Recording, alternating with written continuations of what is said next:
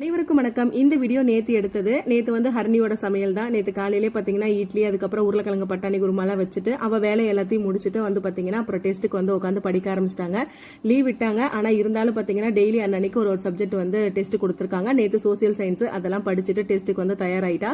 அப்புறம் நேத்து பஞ்சமி அப்படின்றதுனால நேத்து வந்து சாமி கும்பிட்டோமா, அதனால வந்து பாத்தீங்கன்னா ஹர்னி தான் அவள் பாயசம் வந்து செஞ்சா.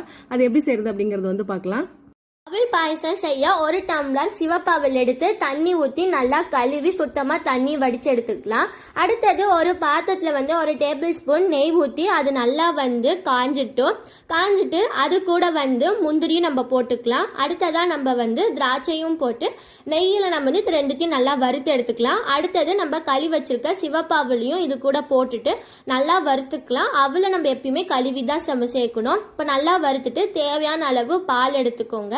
பாலும் எடுத்து இதில் ஊற்றிட்டு இதில் கொஞ்சோண்டு நம்ம வந்து தண்ணி ஊற்றிக்கலாம்.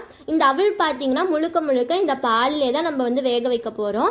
இந்த தண்ணியும் ஊற்றிட்டு இதை நம்ம வந்து நல்லா மிக்ஸ் பண்ணிவிட்டு இந்த ஸ்டேஜில் பார்த்தீங்கன்னா கொஞ்சோண்டு நம்ம வந்து உப்பு போட்டுக்கலாம். உப்பு போட்டோம்னா பாயசம் கொஞ்சம் டேஸ்ட்டு நல்லா சூப்பராக இருக்கும். அப்புறம் இந்த அவல் பார்த்தீங்கன்னா நல்லா கொதிச்சு நல்லா வெந்து வந்துச்சு பாருங்கள்.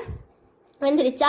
இப்போ இதை வந்து ஒரு ஓரமாக எடுத்து வச்சுட்டு இனிப்புக்கு வந்து வெல்லம் இல்லைன்னா சர்க்கரை எது வேணாலும் போட்டுக்கலாம். எனக்கு வந்து வெல்லம் எடுத்திருக்கேன். நல்லா டேஸ்ட்டு சூப்பராக இருக்கும்.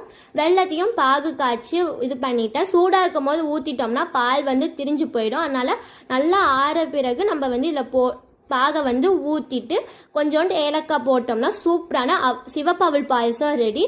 இப்போ வந்து நான் சாமிக்கு வந்து எடுத்துகிட்டு போகிறேன். இன்றைக்கி நானும் அம்மா வந்து சூப்பராக வந்து சாமியும் கும்பிட்டேன். அம்மா வந்து பூவெல்லாம் வந்து ஒன்றா எடுத்து கொடுத்தாங்க. நானும் எல்லா சாமிக்கும் போட்டுட்டு நானும் அம்மா வந்து சூப்பராக வந்து சாமியெல்லாம் கும்பிட்டு சரி பாயசம் எப்படி இருக்குன்னு சொல்லிட்டு நாங்கள் 3 பேர், நான் அப்பா அம்மா எல்லாருமே குடிச்சு பார்த்தோம். அவள் பாயசமும் சூப்பராக இருந்துச்சு. நீங்களும் இந்த மாதிரி ட்ரை பண்ணுங்கள் ஃப்ரெண்ட்ஸ். இந்த வீடியோ பிடிச்சிருந்துச்சுன்னா லைக் பண்ணுங்கள், ஷேர் பண்ணுங்கள், கமெண்ட் பண்ணுங்கள். Bye friends.